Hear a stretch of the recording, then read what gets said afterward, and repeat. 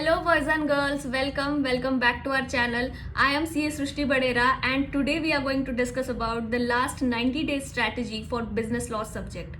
I understand आप में से बहुत लोगों को ये सब्जेक्ट डिफिकल्ट लगता है, समझ नहीं आ रहा है कि लास्ट 3 मंथ्स में इसको कैसे प्लान करें. तो today we will answer everything of those questions. Coming straight to the topic, हम लोग पहले डिस्कस करेंगे अबाउट आवर लॉन्च पैड. ये लॉन्च पैड क्या है? तो कुछ बेसिक्स है जो मैं चाहती हूँ कि आप लोगों के लिए क्लियर रहे. जैसे कि क्या सिलेक्टिव स्टडी करें मैम? मतलब पहला क्वेश्चन बच्चा पूछेगा कि मैम ये बता दो हमें कि कौन से टॉपिक्स पढ़ने हैं. आई am telling you, don't leave any of those topics. अगर आप पढ़ के ही 60, 70, 80 मार्क्स का जाओगे तो कैसे एक्सपेक्ट कर रहे हो कि उसमें से आप 40 ले आओगे? आई एम टेलिंग यू, पूरा का पूरा 100% सिलेबस आपको कवर करना है and this is very much possible if you follow this strategy. तो क्या सारे प्रोविजंस लर्न करने हैं? 100% सिलेबस कवर करना है मतलब आपको सारे प्रोविजंस लर्न नहीं करने हैं. You have to conceptually understand and you have to learn what, you have to focus on the keywords. Keywords बहुत ज़्यादा इंपॉर्टेंट है जो देख के आपको एग्जामिनर्स मार्क्स देने वाला है. After that execution. 100% सिलेबस के हिसाब से हम लोग स्ट्रैटेजी तो बना रहे हैं. I am giving you the strategy, but आपके एंड से मुझे क्या प्रॉमिस चाहिए? That you will execute it sincerely and you will execute it consistently. देखो, स्ट्रैटेजी बनाने का काम, स्ट्रैटेजी की वीडियो देखने का काम बहुत लोग करेंगे, बट उसमें से वही पास होंगे जो वो स्ट्रैटेजी को एग्जीक्यूट करेंगे. अबाउट द माइक्रो प्लानिंग, देखो स्ट्रैटेजी हम लोग बहुत इजी बनाने वाले हैं. सीधा सीधा आवर्स अलोकेट करेंगे कि कितने घंटे आपको फर्स्ट रीडिंग में देना है, फर्स्ट रिवीजन में देना है, चैप्टर वाइज करेंगे. लेकिन आपको इस माइक्रो प्लानिंग को फॉलो करना है. रोज अपना टाइम प्लानिंग में वेस्ट मत करो.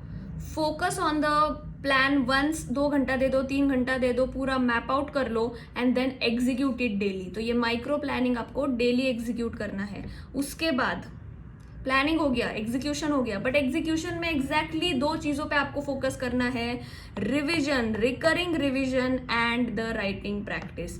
अगर आपने राइटिंग प्रैक्टिस नहीं किया, रिविजन नहीं किया, तो पूरा प्लानिंग, स्ट्रेटजी, एग्जीक्यूशन सब कुछ वेस्ट है. ठीक है. आफ्टर दैट मैं आपको बोल रही हूँ 3 घंटे में आप क्या लिखोगे ना, उसके ऊपर डिपेंड करता है कि आपके मार्क्स क्या आएंगे. और उसके लिए हम लोग एंड में जो मैंने आपको एग्जाम सिमुलेशन की बात की उस चीज़ के बारे में डिस्कस करेंगे. That is all about writing practice.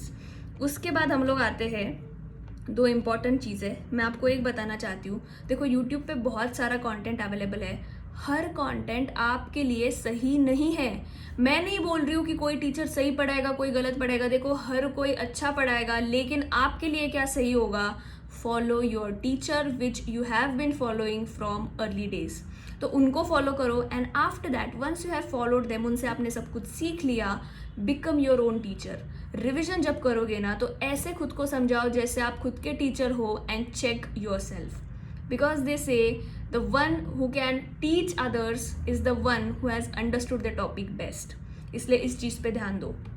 After that देखो, 1 दिन करोगे, 2 दिन करोगे, तीसरे दिन आपने ब्रेक ले लिया, कंसिस्टेंटली अगर फॉलो नहीं किया ये रूटीन, तो क्या होगा? आप बोलोगे 3rd और 4th डे का मैं 5th डे पे कर लूँगा, 3rd 4th डे पे छुट्टी हो गई तो. बट ऐसा नहीं होगा. कोई एक दिन में सब कुछ नहीं कर पाता है. I am telling you, slow and study will win the race. In this case particularly writing practice daily 2-3 questions का करो, रिविजन डेली करो, यू विल सक्सीड. अब सबसे इंपॉर्टेंट पार्ट है वीडियो का, about the strategy. What about the strategy? देखो, मैंने जैसे आपको बोला, आई हैव अज्यूम्ड कि आप लोग अक्टूबर में एटलीस्ट 72 आवर्स पढ़ रहे हो, नवंबर में आप 78 आवर्स पढ़ रहे हो, 18 डेज 26 डेज, दिसंबर में आप 26 डेज वापस 78 आवर्स दे रहे हो, एंड बचे हुए जैन के 10 डेज. ये तो फिर भी मैंने बोनस रखे आपके लिए कि इसमें आपको एकदम लास्ट मिनट प्रिपरेशंस करनी है. ठीक है. तो अक्टूबर में क्या करना है? अक्टूबर में आपको सिर्फ 3 चैप्टर्स कवर करने हैं. डिटेल में पूरा रिविजन आपको करना है. अगर आपने पहले पढ़ रखा है तो वेल एंड गुड, नहीं तो आपके लिए पूरा डिटेल्ड अंडरस्टैंडिंग होगा. इतने घंटे मेरे हिसाब से सफिशिएंट है कि आप पूरा अच्छे से पढ़ पाओ. ठीक है. अब मैंने आपको ऐसा ये टाइम अलोकेट करके दिया है as if you are seeing the book for the first time. इतने घंटे फिर भी आपके लिए सफिशिएंट होने चाहिए. You have to make full understanding of the provisions and memorise the provisions. After that ये 3 चैप्टर्स के आपको क्वेश्चन आंसर सॉल्व करने हैं. क्वेश्चन आंसर सॉल्व करने का मतलब क्या है? You have to go through all the questions and next revision में आपको आपका बर्डन कम करना है. मार्क दोज क्वेश्चंस जो आपको डिफिकल्ट लग रहे हैं, जो आपको लग रहा है कि आपको राइटिंग प्रैक्टिस करना पड़ेगा या ये लास्ट मिनट पे देखना पड़ेगा, उनको अभी मार्क कर लो. फर्स्ट रिविजन में, फर्स्ट रीडिंग में या फिर आप जितना खुद को टाइम दोगे ना, it will be easy for you in the next revisions. तो आपको अक्टूबर में सिर्फ 3 चैप्टर्स टारगेट करने हैं अभी. ये तीनों का आपको हर जगह से क्वेश्चंस देख लेने हैं. MTP, RTP, study material, mock test papers पहले के सब क्वेश्चंस आपको गो थ्रू करने हैं और मार्क करना है कि ये 3 चैप्टर्स के लिए हमें आगे कैसे वापस करना है, कौन से क्वेश्चंस आपको रिवाइज करने हैं. देन कमिंग टू नवंबर, बचे हुए सारे चैप्टर्स को मैंने आवर्स एलोकेट किए हैं. आई एम टेलिंग यू, ये मैंने मेरे एक्सपीरियंस के हिसाब से, मैंने जब बच्चों को पढ़ाया, आई हैव अंडरस्टूड कि इतने आवर्स आपको सफिशिएंट है रिवाइज करने के लिए, लाइक फॉर फर्स्ट रीडिंग. तो इतने आपको for the 4 to 7 chapter, partnership act से लेके नेगोशिएबल तक आपका कवर हो जाएगा.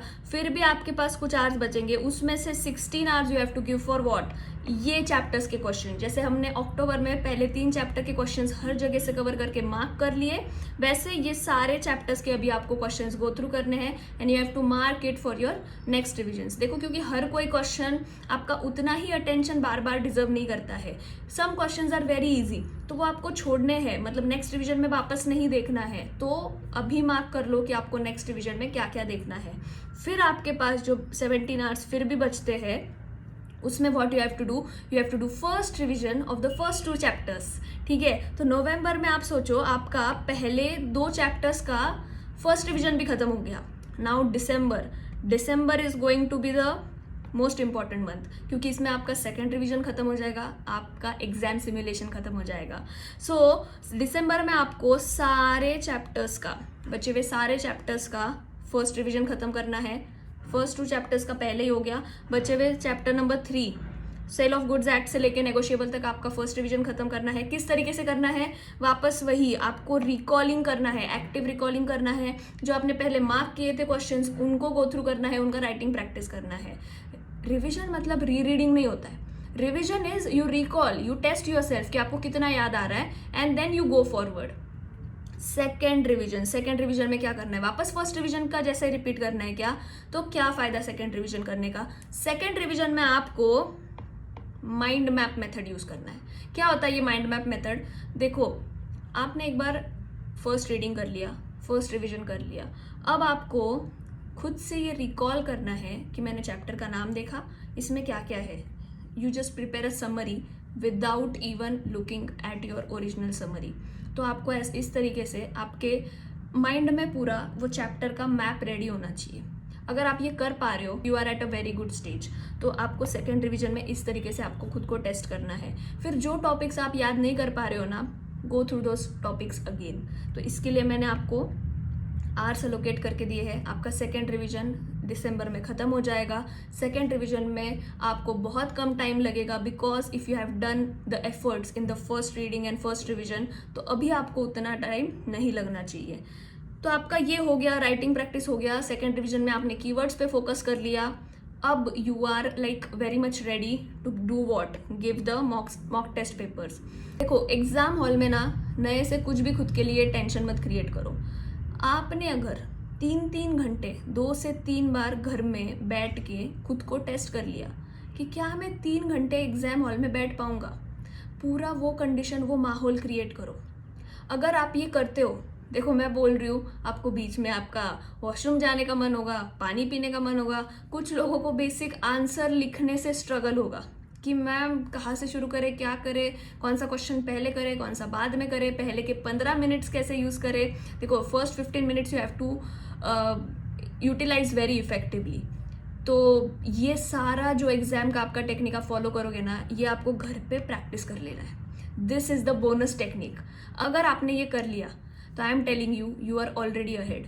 95% ऑफ द स्टूडेंट घर पे बैठ के ऐसा एग्जाम का माहौल में बैठ के, like giving yourself a simulation as if you are sitting in the exam environment, do not do this. Many students don't do this. तो अगर आपने ये कर लिया, this is the most underrated part, and if you do this then you will realise कि आप कहाँ stand कर रहे हो, आपको कौन से टॉपिक्स याद नहीं आ रहे, आपको एग्जाम हॉल में क्या दिक्कत हो सकती है. You will be exam ready. तो देखो, मैंने आपके लिए सब कुछ यहाँ पे मैप कर रखा है. If you want this PDF, I will attach in the description. Let me know in the comment section. And if you have found this video useful, save it for your later reference and also share it with your friends. All the best.